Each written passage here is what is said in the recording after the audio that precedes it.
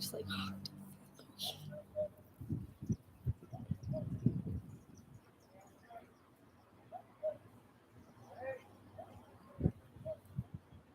mm.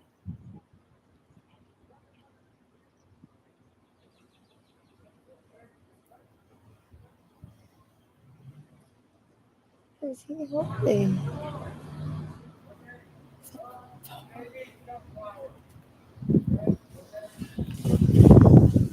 Oh, okay. Sunflowers. Like sunflowers.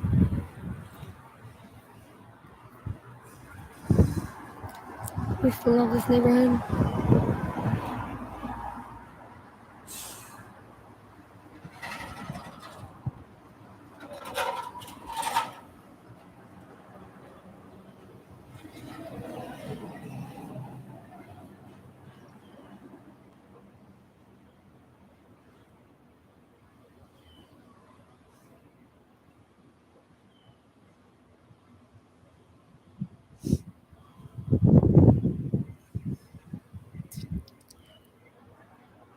Fuck, I hear you.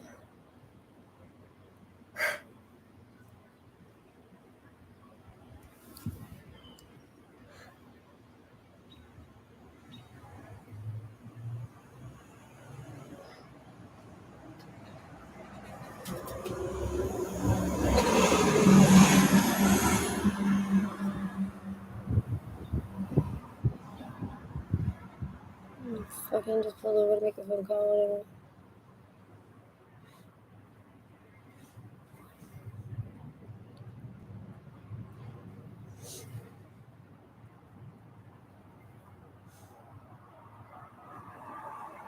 Oh, I think it's the guy that comes and does our lawn.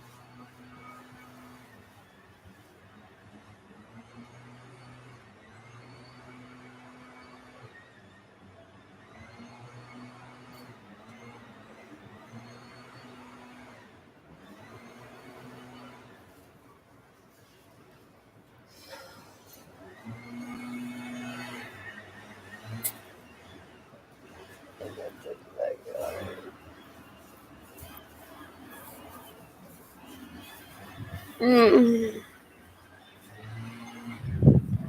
I need to take a shower.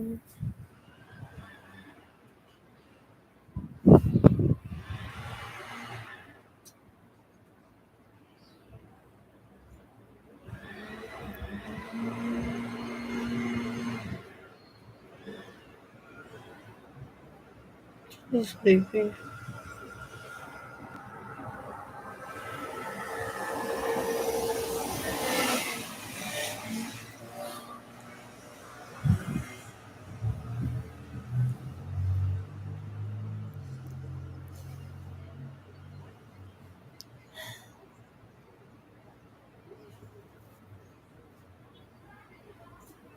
Why would it have taken that long to get people, like a guy off of there? I don't know. It just doesn't really make sense.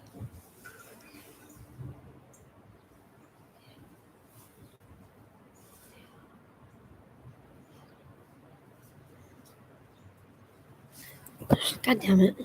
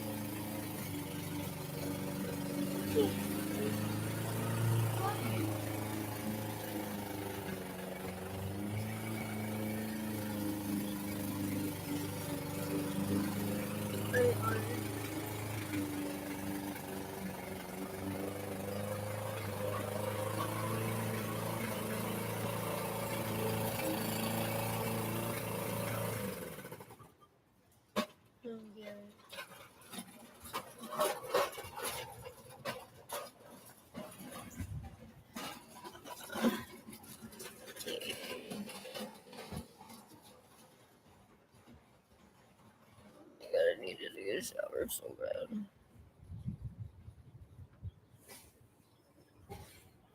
Sure.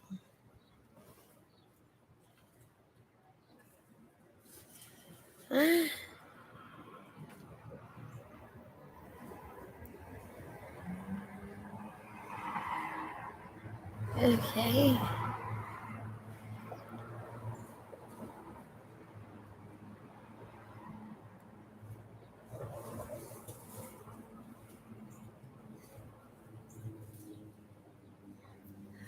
Where am I?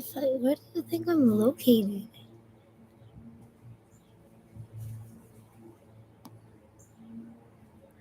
Oh, for fuck's sake. Up north. You're up north. Like, why?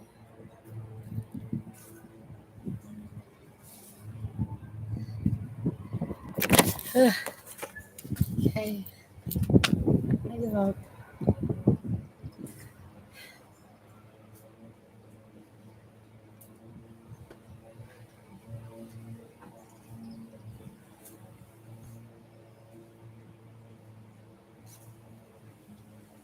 What?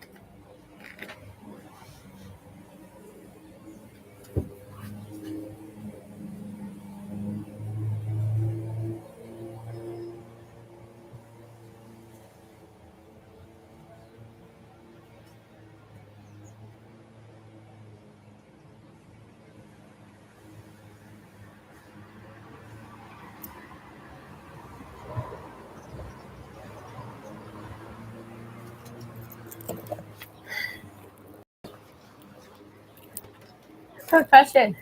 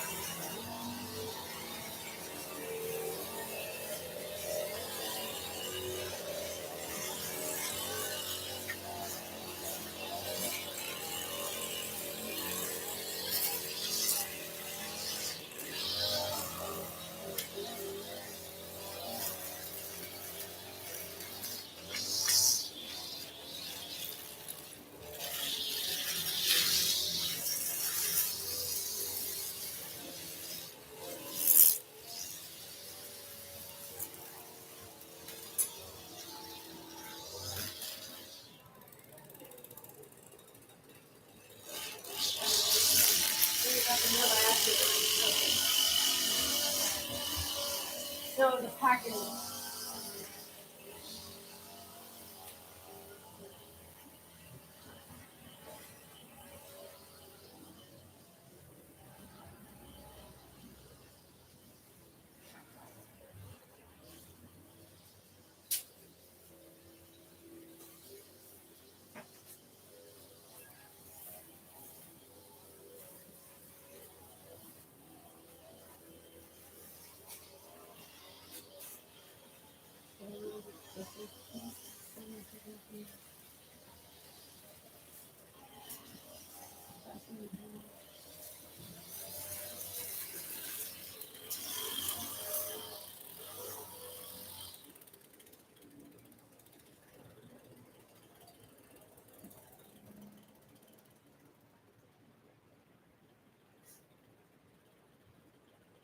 Man, what a business, but fucking not a lot of people even come here.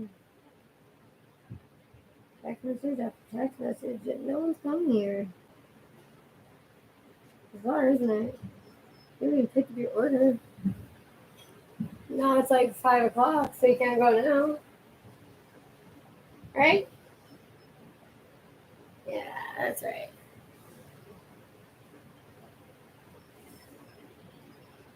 This is some other level fucked up track.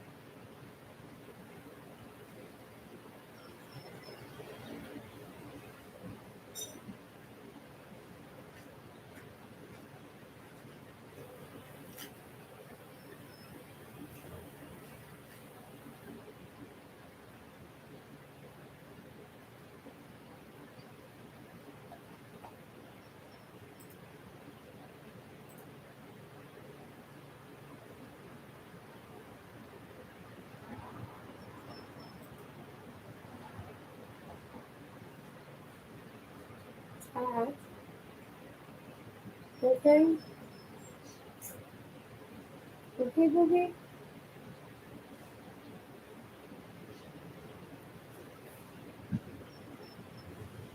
Today we're going to tear down an SFP ONT, which is used for fiber optics. One of the little ones that plugs right into the modem. I got one here, it's defective, doesn't work.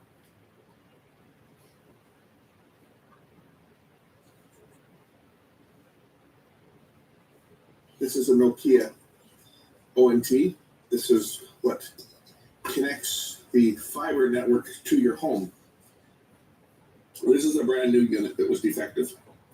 So something's wrong with this, but it can't communicate with the equipment. So this is garbage. I figured before throwing it in the garbage, it might be kind of neat to open this thing up and see what's inside it. Don't know how this is going to come apart. I think that this cover is probably just peels off a bit.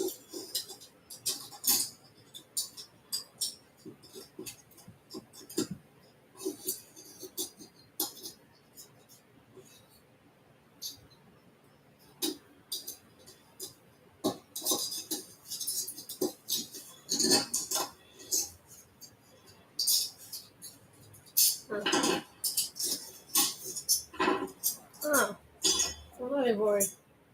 So there's all that's inside this unit. You've got a little circuit board. I'll take that out. Okay. Take a look at it. Sarah, should you shut the hell up?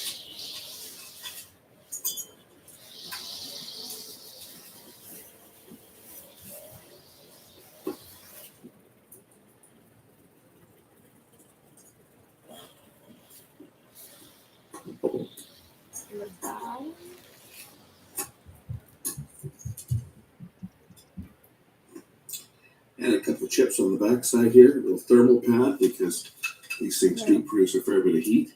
And then over here is the actual laser unit itself. And that's sealed in this other cover. So let's see if we can get this other cover off so we can take a look at the laser diode and the laser receiver.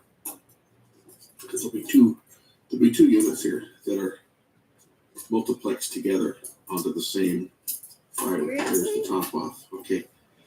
So there's another piece of heat shrink or heat sink material. That's the locking mechanism that locks the fiber in place. And here is the actual laser unit itself. Okay, I should be able to pull this out of here.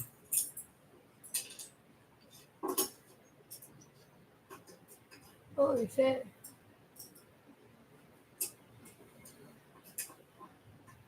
I was doing an install. This is brand new. Doing an install and could not communicate with the network. I tried everything repeatedly, and this thing just would not communicate. Help desk said, "Let's try a new ONT." We'll plug the new ONT in. Bam! It registered. Oh, okay. We'll try the other one again. Put the other one back in. Nope. This one's not communicating. So something's wrong with this. It's probably something in the actual optical block. But as you can see, there's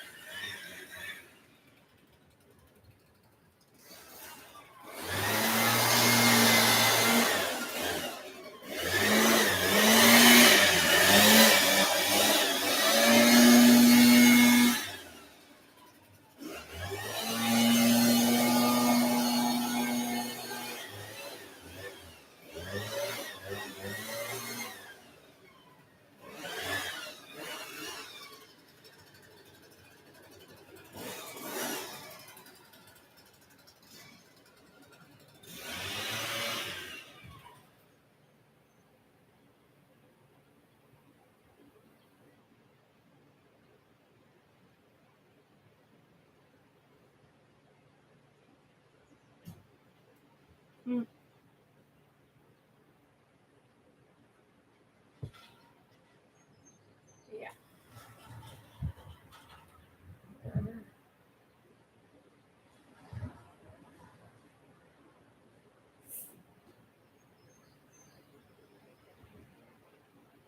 I'm gonna take some fucking tables.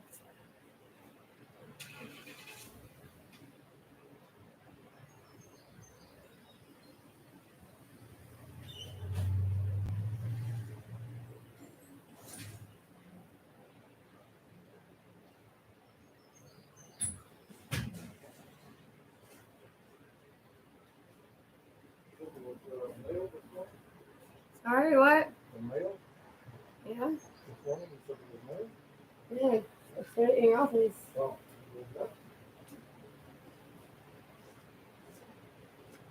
Mm-hmm.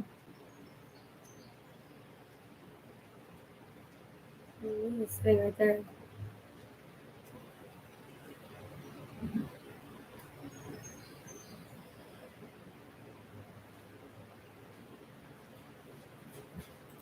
there's base So he Components goes in here. over someone else's You've got a mail. transmitter and a receiver, and there'll be a mirror in here, a beam splitter, and I don't know whether I can actually pop this out. I might be able to pop this Pink this Floyd. unit out, separate it from Put that triangle in. the optical block here, so we can see what's inside of this thing. You know what? I might even put some heat on this thing, not the glue, and maybe then it'll come apart. So let's grab the good old heat gun, and we'll just throw some heat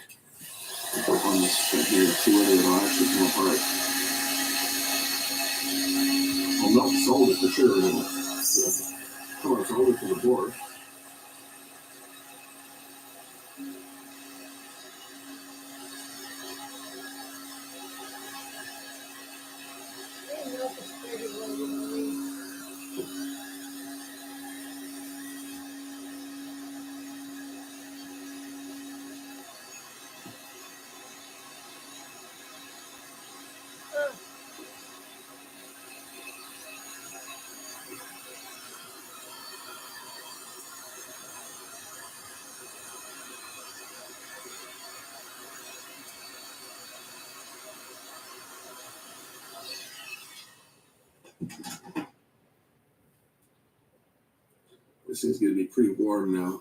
Huh. What I'm curious is, did I get enough heat on here to melt this glue? I did. Okay, so there's doing one dishes? piece off. See, whenever you're You're gonna use all the hot questioning, water you so I just can throw actually some take a heat on it. shower. Put some heat on things and you generally get into them. Is that your water running? Oh, I thought I had water running. That's probably one of the times. Oh. Something's wrong with I it. really need to change water. Thank you.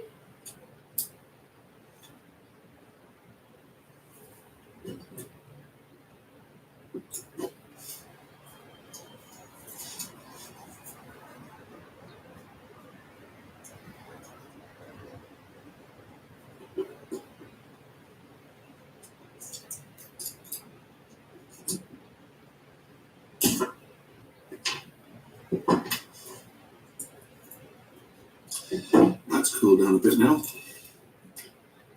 You look into here, you'll see the optics. There's a little mirror in here. And what that does is that reflects, there's two wavelengths of light. How these things operate is you've got a transmitter, a laser diode, and you've got a receiver. And I don't know which is which. Huh. They both kind of look the same. Like to get this other one out. This is probably the laser here, and this one I think is probably the photo detector. I would like to get this one out if I can. There, I'll just get my Oh, side cutters on here. I might be able to separate it if I can. That's what fiber optic means. Another something else bigger to grab it with. The lens. Right, pair of pliers, bigger pair.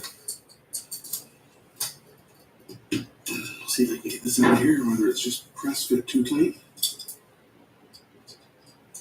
Pure lens. Material lens. Fibers.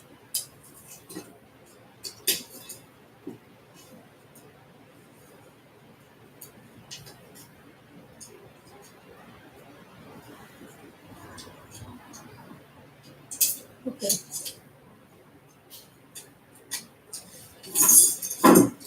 Put a little more heat on it, see whether it'll come apart.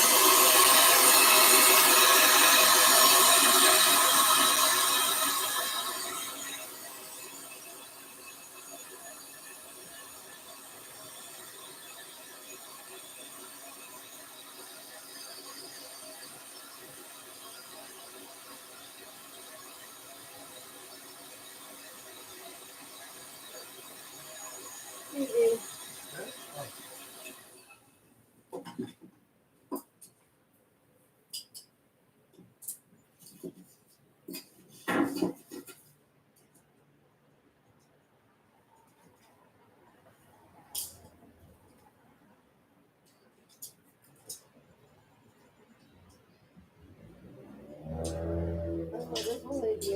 That came apart.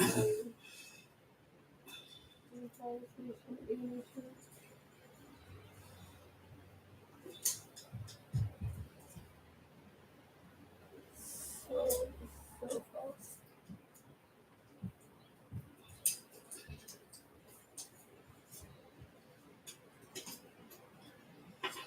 I would say the laser diode's not coming out of there, but here's the where the fiber itself is a glass. This is where the fiber plugs in, and it fiber plugs into that. It has a glass collar around it. The fiber itself mates with this surface here. This is the transmission. You can see there's a tiny little hole there. I don't know if you can see it on the camera or not, but there's an ever so tiny little hole that the fiber is butted up against. And the light travels down, it hits this mirror. And some of the light will pass straight, well, some of the light's reflected one way or the other. Some of the light is reflected through this mirror into this detector. To say, I don't know whether this is the detector or whether this is the actual laser itself. It's one of the two, but I'm assuming this is probably the detector. And the laser itself is buried in the back and precision aligned. But either one, I guess. But the laser shines out and goes into the fiber, and the returning light coming back from the fiber hits this mirror, goes into this detector. It's not rocket science. And the signals are processed by the chipset on here. So let's remove these chips and take a look at them themselves. Then this thing can go in the recycle bin.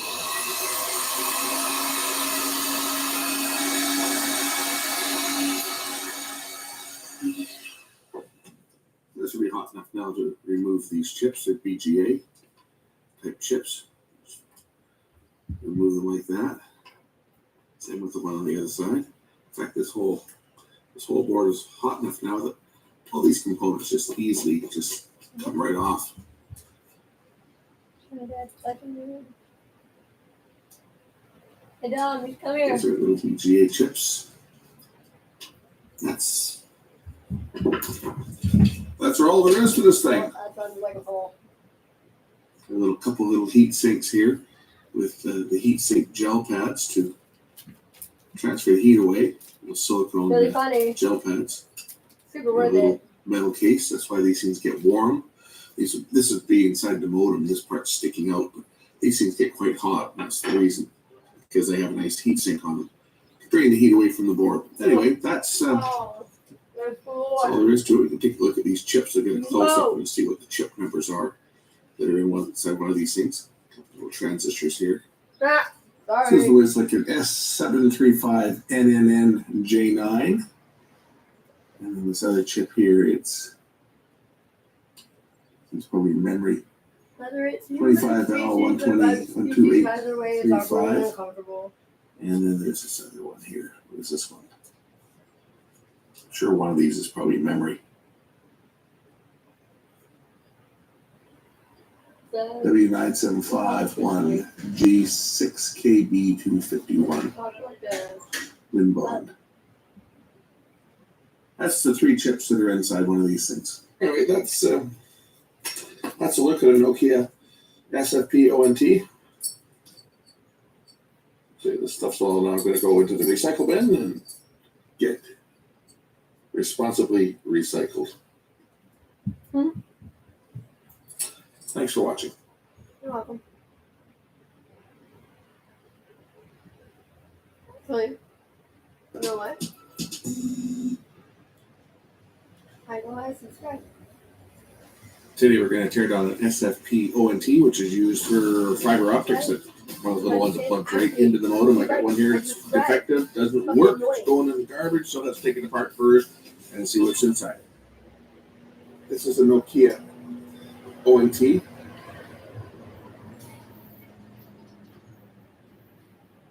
No.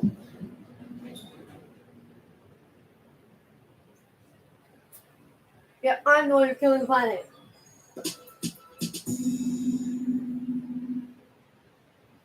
What is the difference between a sociopath, a psychopath, and a narcissist? Here to answer this intense question is Dr. Ramani. Help us out here. Well, it's, again, there's a lot of overlap. But the fact is, a lot of people are using these terms interchangeably. And should they be? No, No. they shouldn't. They're Okay. different things, okay? One rule of thumb to remember right off the bat. Every psychopath is narcissistic, Right. but not every narcissist is psychopathic. Okay, Makes sense? There's your key difference. cool.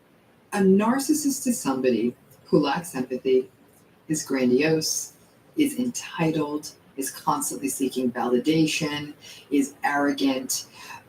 It's a disorder of self-esteem, and they have trouble regulating their self-esteem. But when a narcissist does a bad thing, they feel a fair amount of guilt and shame. More shame than guilt, frankly, because they're concerned about how other people view them. Shame is a public emotion. So they don't like being viewed negatively in the public eye or by other people. That's where the shame comes from. But they'll feel a little bit. Like if they cheat on their wife, I probably shouldn't have done. The what phone?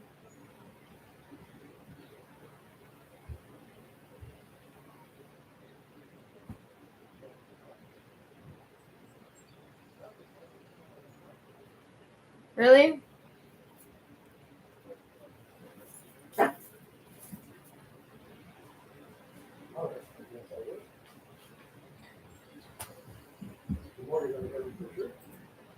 Found that. Yeah.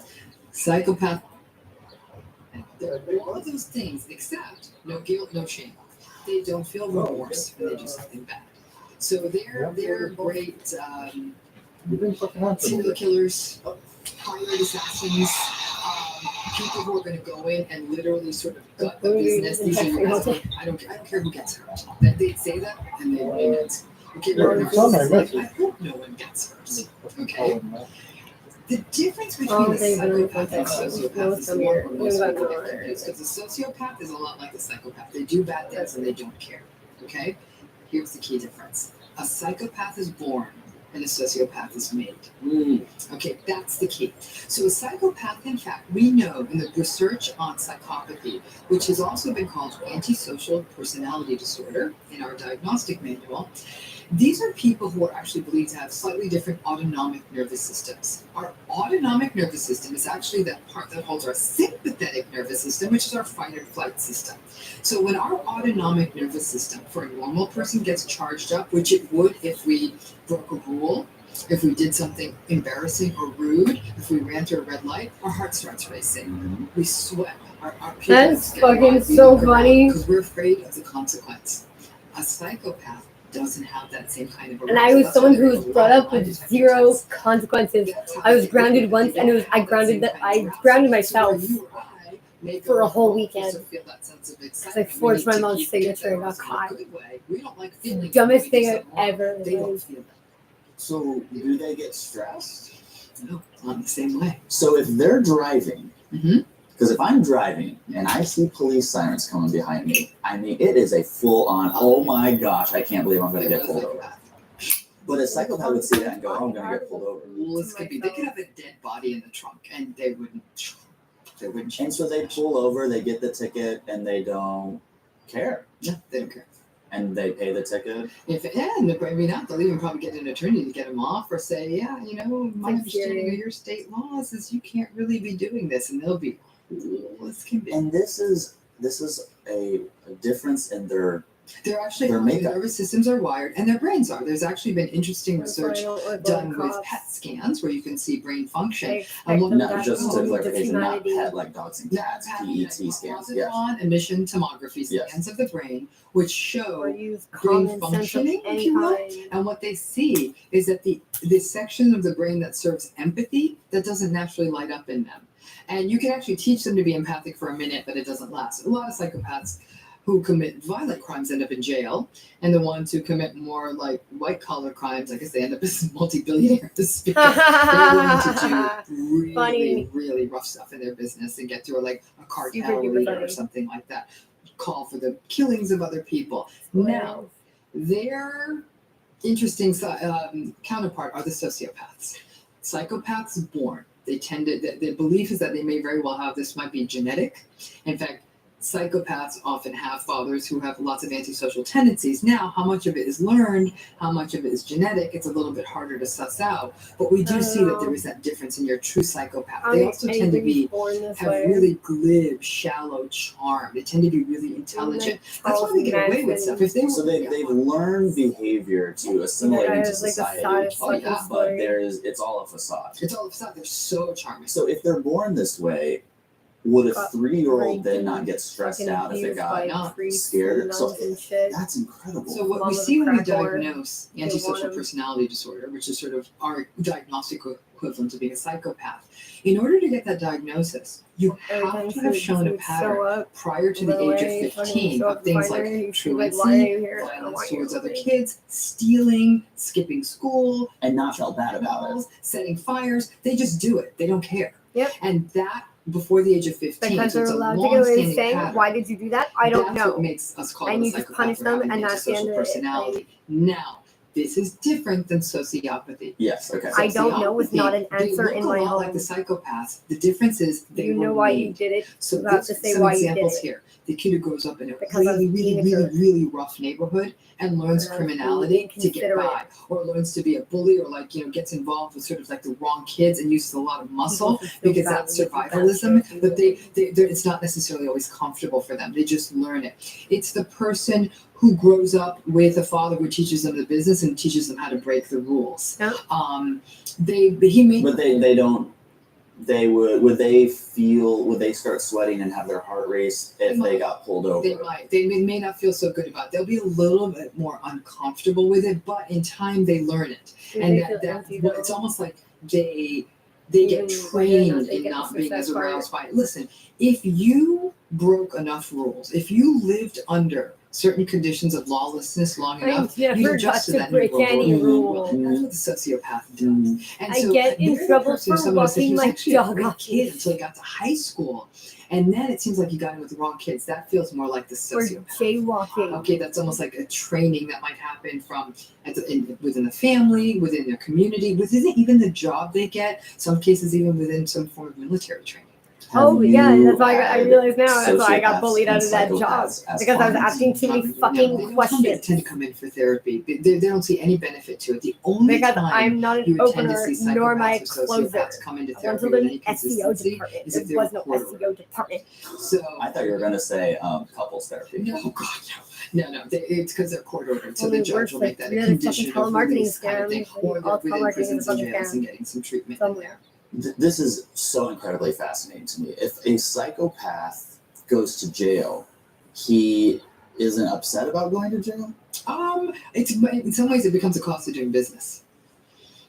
But it's also they're not happy about it. There's psychopaths and to some degree sociopaths don't think about consequences. That's why they pull really penny ante silly crimes like holding up a liquor store. Basically, I need $150. Here's a liquor store. It's open. Let's go get the money, kind of thing. So it's like they act first and think later. So they often don't plan in terms of consequences. That's why they have a tendency to lie, cheat, steal, and they tend to have very inconsistent work histories. Because they're not able to hold a job. Yeah. Of course. Aliases. It's definitely like it's more of a griftery kind of a space. So we've talked in previous videos about how to cope while dating a narcissist. If you find yourself dating a sociopath or a psychopath, is there any coping, or you just got to get out? You're in trouble. You're in That could actually be very dangerous. It sounds like it. Yeah. In fact, even with the narcissistic piece, I've done research and work in the area of domestic violence, or what's also called intimate partner violence. Most people who perpetrate domestic violence are either narcissistic or psychopathic, and so there's a danger there. In other words, they will dispose of you if you get in their way. I want to share a story with you to get your feedback. This was told to me by a friend, and she said in college she dated a guy for a year, but the guy started to get just a little weird, and they broke up. Mike Weldrick. For My the brother's next full year, on he psychopath. courted her Mhm. and did everything she wished he had done the first year. Showed up on time, brought her gifts, blah, blah, blah. They started dating again. He was perfect for a year. They went to Thanksgiving at her family's house. He was perfect to her parents. Just became the perfect man for her because he knew what she wanted. And after a That's year, on so the 1 year fucking nice. anniversary, he broke up with her and said, I've been playing you this That's whole the time because I Malcolm wanted to crush Day. your heart. Yep. I am not actually behaving this way, or this isn't real. I've been faking it for a Malcolm year did just so I that can exact crush same you. thing. Would that be a That's more psychopathic. psychopath? I That's more thought we were psychopathic. just that Sociopathic is compatible. more likely. But if they have no empathy, then why would they want to hurt somebody? Because empathy is That was not my empathy is a nervous positive breakdown. emotion. Okay, wanting Staring to at a hurt computer screen someone for 5 is a very hours antagonistic emotion. Wanting to hurt someone at some level might even give them a little pleasure, power for sure. so. It's interesting to me that someone cannot be empathetic but then want to hurt somebody, because to me you would have to have the empathy in order to even know what it's like to hurt I'll come someone. with There's a you, I difference between guess. empathy and understanding. That's crazy. Like I never realized that actually probably affected me more than it did. Cause It was like my first serious boyfriend that I ever had. That's when I started, my panic disorder started. That's when I started having panic attacks and I didn't really understand what was happening. And it kind of was chalked up to that my brain is inevitably broken because I come from a white trash, fucking mentally ill family. So I was given, first they said anxiety, and they gave me anxiety medication, and that kind of worked for like a month or so, or eventually like stopped working. And it just kept escalating, and it fucking, we're fucking at a point where we're taking antipsychotics and shit. Like, fucking drooling out the side of my mouth. Kept telling fucking everybody that I didn't feel good. They're like, oh, it takes time for your body to adjust. Like, hey, but it's been like 6 fucking months like this. You guys just keep upping my dosage, like, and not giving me any kind of therapy, like, whatsoever. The only place I got sent to was like a free therapist, and those like free therapy is a fucking joke. Now, how do you feel about that? Like, how the fuck do you think I feel? Not too fucking great. Hence why I'm fucking here. Like, it's a fucking stupid thing to ask somebody.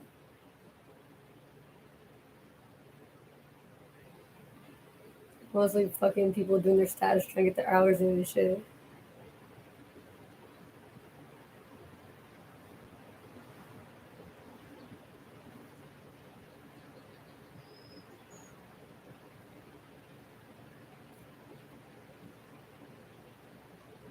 Yeah, this is super fucked up. I don't know why you chose to go to Burning Leaf now. It's like 5:30. Somebody slept it up. And my brother not gonna be able to do it tomorrow morning. You know you're gonna be like in fucking crazy amounts of traffic, right? Yeah, I know. I told Josh I have to go there, so he can come after supper. The guy that goes the other 40 shows wasn't there yet, blah, blah. So if I wait for him, and if we only come at 8 or 9 o'clock. There's really no rush though. Like, why doesn't he just come tomorrow then? Like, Well, no, he's got to pick up the other town that put aside for it. He's got savings for it, and he's got to pick it up.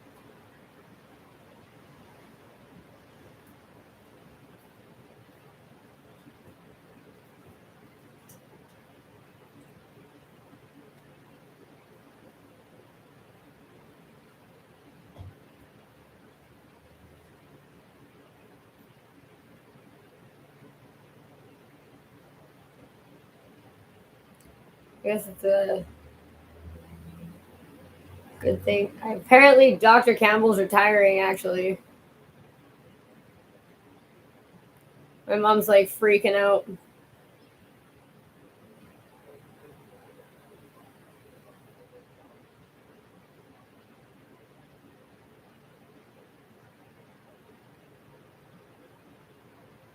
Can't imagine why he'd be retiring. Pretty sure it's fucking.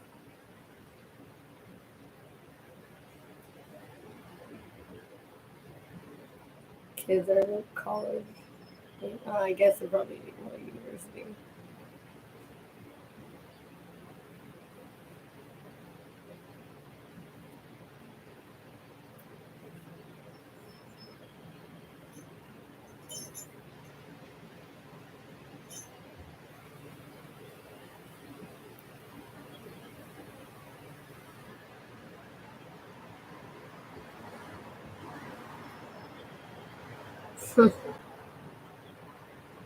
It's like sweater getting fucked over in the main place. It's my fault, and I should have just known.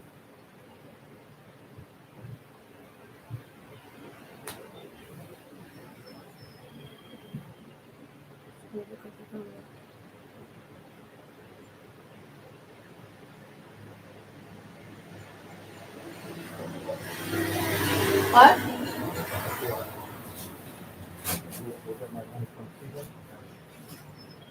So you're ready to go now, or? No, I'm gonna go after. Okay. Which is us, but I gotta go collect Stephen City, you'll be able to go down there, go collect it.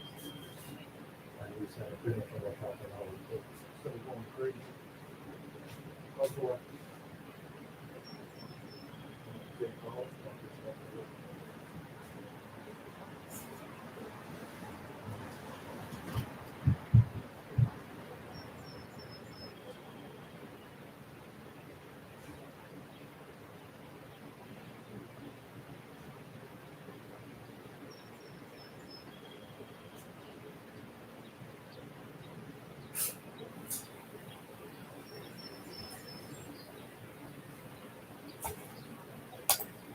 And they can understand what.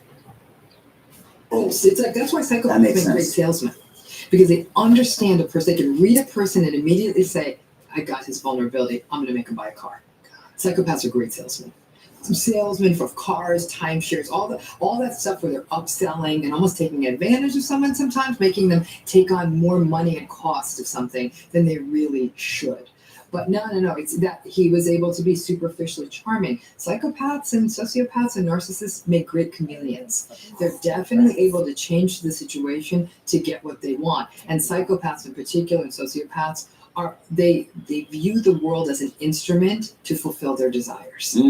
That's really what they're about, which is what it's awful, because they're going to often discard a partner when they don't have much use for them or expect them to have a very specific role. So they may have married her and she may have had their kids. Now she's going to have to put up with their affairs because they want something else. And too bad if you don't like it. This is the new world order and I will destroy you in court.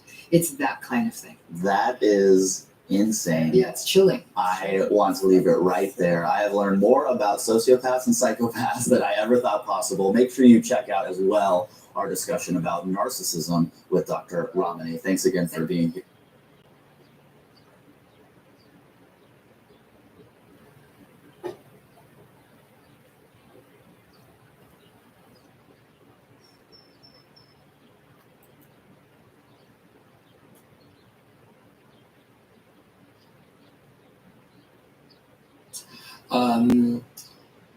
A lot of psychopaths will prey on the elderly, will prey on wealthy individuals, will prey on sad, depressed, lonely, isolated individuals. They make great targets, like any of us, when our defenses are down, when we are not in a place in our lives where we feel really good about ourselves, across the board, we're all more likely to make bad decisions. When or does a psychopath use sex for power rather than for sexual gratification? So sex and the psychopath, it's a very unique dynamic compared to anyone else and the relationship they have with sex. So when a psychopath has sex, it's not for the same reasons. For example, the research shows, as a rule, psychopaths tend to be more promiscuous.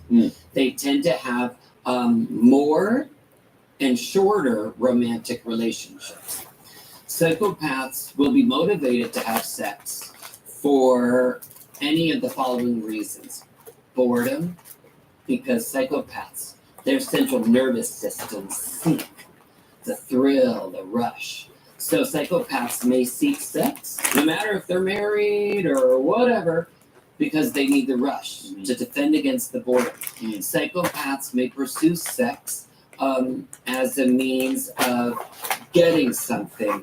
The person they're having sex with, they know has a nice place. And the psychopath doesn't have a place. So the psychopath might want to move into that place. So it's always for a reason. It's often boredom, it's for power, it's for money, it's for a housing situation. It's always for a purpose. And as much as the psychopath may act emotionally invested in the sex and perform, we're talking circus sex. That psychopath may give you the best sex of your life. But it's a performance. It's a performance designed to get the psychopath something that they want. And it's not intimacy. Whew. That's the first time I've heard the term circus sex. Only from a psychopath, apparently. Goodness. All right. So if you find yourself in a relationship with a psychopath, you did not listen to your instincts. They got what they wanted and they're gone. How do you begin to heal from that? Well, healing after a relationship with a psychopath is not that different than the wounds it takes someone healing from a relationship with a severe alcoholic or addict or narcissist. It takes years to trust again, years. This type of relationship, it's a trauma. And one of the sad things is, after you break up, even though you didn't really do anything wrong, you then turn the anger on yourself. I was so stupid. Why didn't I see?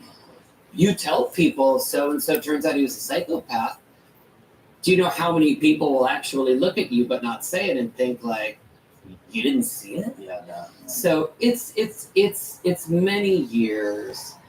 What you have to do if you have suffered from a relationship with a psychopath, with a severe narcissist, with a severe abuser, you need to say to yourself that it could have happened to anyone, that you will learn from your mistakes, that you will be in better touch with your feelings going forward, and that you will make sure your next partner understands exactly what you went through. And that is intimacy you'll have in your next relationship that you didn't have in your early one. Well, that was my next question. I'm thinking about the person who's dating someone who had previously dated a psychopath. What do they begin to do to let them know, hey, I'm not that way. I'm not just using you. This isn't for power, especially when the psychopath did it so perfectly. If that happened to me, I don't know how I could ever trust anybody again. Right. So if you are in the position of dating somebody whose last relationship was with someone like this, Right. you need to understand that's going to be the white elephant in the room for a few good years in this relationship, right? Kind of like you can start a relationship with someone who's depressed or has bipolar disorder or just started recovery from alcohol or drugs 6 months ago. You can have great relationships, but it's going to be a part of the relationship. You're going to need to deal with it. You're going to need to work through it together. When the person you're dating gets triggered and they try to turn you into that person that is the psychopath, that is the severe narcissist, etc., you need to not emotionally react. So just say, that really wasn't my intention. I really love you. I'm not going to try to hurt you. And then they say, yeah, but you just press pause and give them a little space. They are going to be dealing with the effects of that psychological trauma for a long time.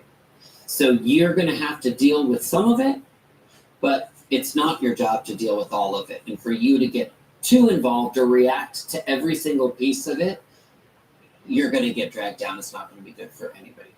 Yeah, that's understandably so.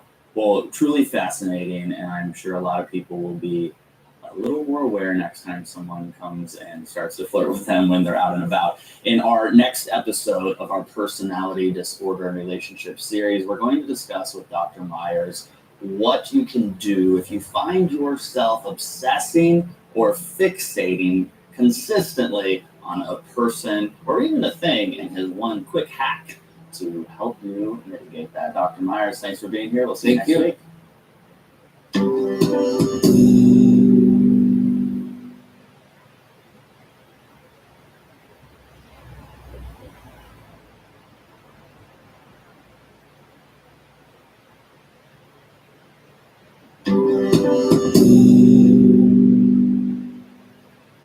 You've asked us to cover the effects of narcissistic parents on their children. So we sat down with Dr. Seth Myers to explain how to spot the signs of narcissistic traits in your parents. Plus, we discuss how to cope with those psychological effects of having one or more parents with narcissism.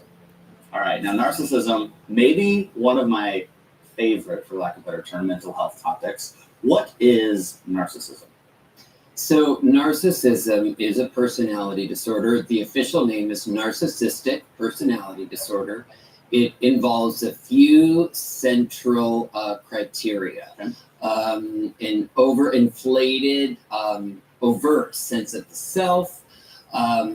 It involves lack of empathy at times with others. It involves a difficulty in relationships. So there are several things involved in that. Here's what's most important, though, with understanding a narcissist. A narcissist is not who they appear to be on the surface. Think about it like an astrological sign of a Gemini, right? There's two selves. That is who the narcissist is. So who the narcissist tries to appear to be on the surface. The image they try to sell to the public and to themselves, and then there is their underlying true self. Now, of course, anybody who really likes themselves, loves themselves, isn't going to be so hell-bent on proving to the world how great they are, how superior they are. So clearly, what they don't know is they're so much more transparent in some ways than they know. So there's the two selves. There's the false self, which is the self they try to sell to the world, and there's the real self, which is how they really feel. And deep down, there is an insecurity, a feeling that there's only enough love and attention, enough accolades to go around. So it's a bit of a chess game. You must do what you can to make sure you get as much attention as possible. Got it. Now, before we talk about the implications with having parents who are narcissists, let's first talk about what a healthy romantic relationship looks like. So a romantic relationship between two adults involves emotional intimacy. Now, to have emotional intimacy, what do you need? Vulnerability. You need to be able to say, I show parts of myself that even I may not like or be comfortable with. I admit feelings of weakness, feelings of uncertainty. I depend on someone else. I go to them. I lay myself down to someone in that way, and they do the same. So in a healthy romantic relationship, there's intimacy. Both people are willing to be vulnerable. Neither person ever cares about something called power. Who has more power at a given moment? Yes. You mentioned being depending on the other person. In a healthy relationship, is it true that we also must have some independence in ourselves? A healthy relationship, it's a mix of dependence and healthy dependence. I'll give you an example. A single person who doesn't have good relationships or is uncomfortable with relationships, one of the things you may want to do is consider getting a pet, getting a dog, for example. That teaches you through the practice of daily taking care of that animal that someone depends on you, and you actually come to depend on that person too. So dependence can be very helpful, just not depending too much. Okay. Parents who are narcissists have children, and there are a lot of consequences that come from the child being raised by two narcissists. What is one of the big red flags that you could see in a person who might have been raised with two narcissistic parents? An adult who inherently feels like they're not good enough, who beats themselves up, who questions their own value, their own values, who has relationships that are dramatic, where people treat them badly. In 99% of those cases, did that adult, when they were young, have a parent who unconditionally loved them? Probably not. Why on earth then would they ever say at 18, 20, 25 years old, hey, I'm going to totally change the types of relationships I have. I'm used to being treated great, being valued, feeling like I count, and I'm just okay the way I am. And now I'm going to actually go into relationships where I'm treated like crap, where I don't get called back, where I have to chase them, where I have to constantly wonder if they really care about me. Because they had narcissistic parents. So a lot of times, if someone questions their own worth, doesn't have that self-confidence, a lot of times they had a narcissistic parent. Now, they could also have had other issues. Maybe they had a trauma background and whatever.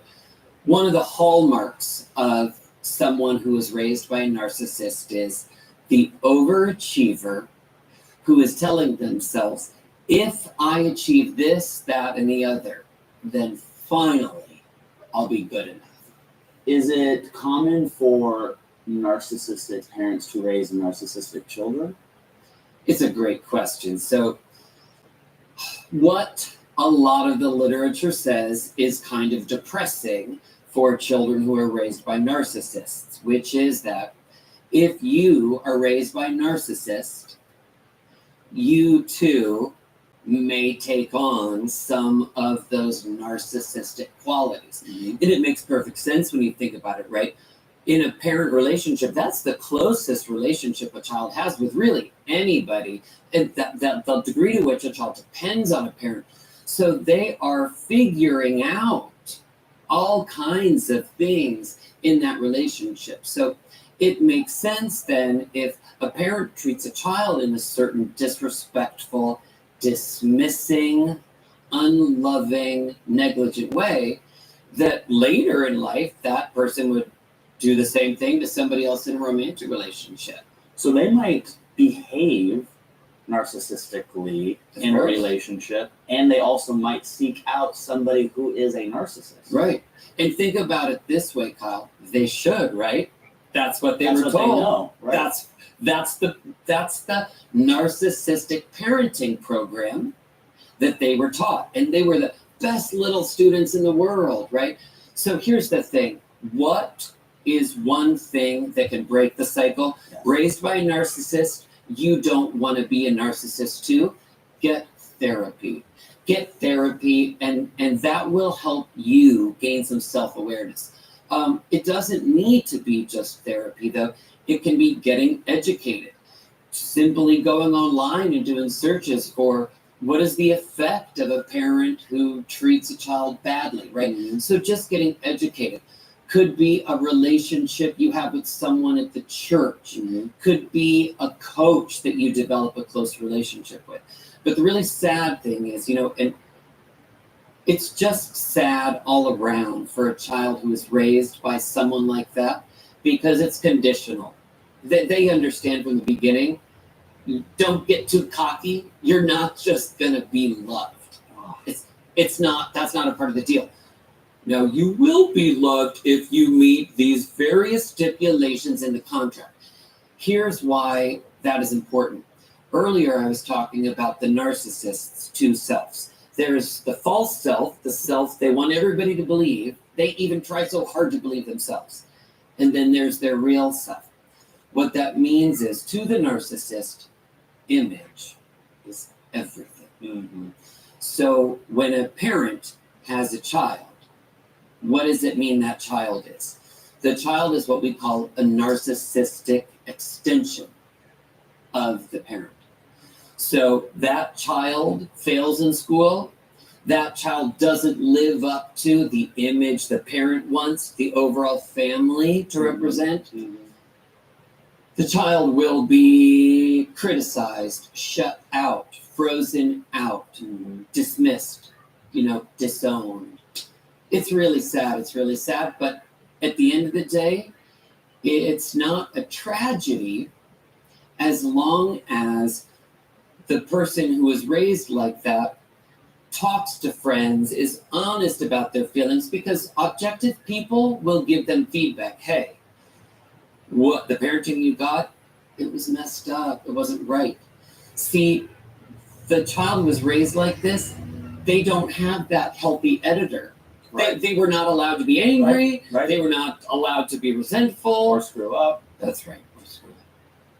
Do you think there are more narcissistic parents today than there were 50 years ago?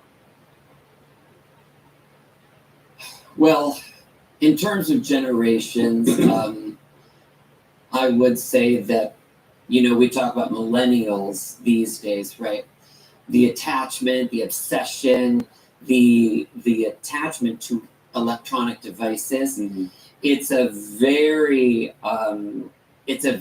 unique relationship. Notice it's the individual having a relationship with something that's not a person. Yeah. So I would suggest if there are any generational differences, we may see it in decades in the future where, parents get off your devices and actually connect Mhm. with your child. Mm-hmm.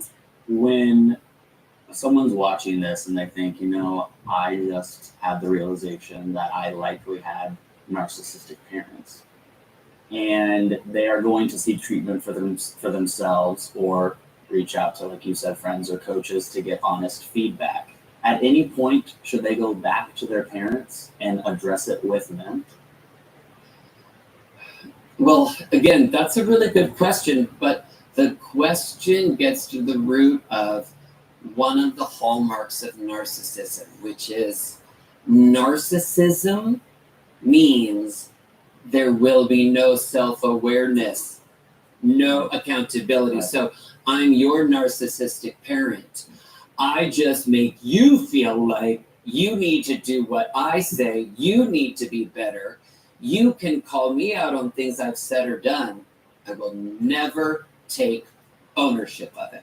I cannot allow that.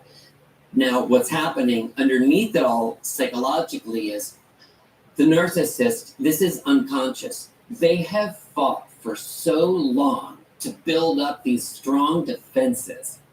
They can't let themselves think there's anything wrong with them. They can't even let it in. They are afraid if they acknowledge one little flaw or one thing they did wrong, that will open up the floodgates, and then they will be targeted and attacked.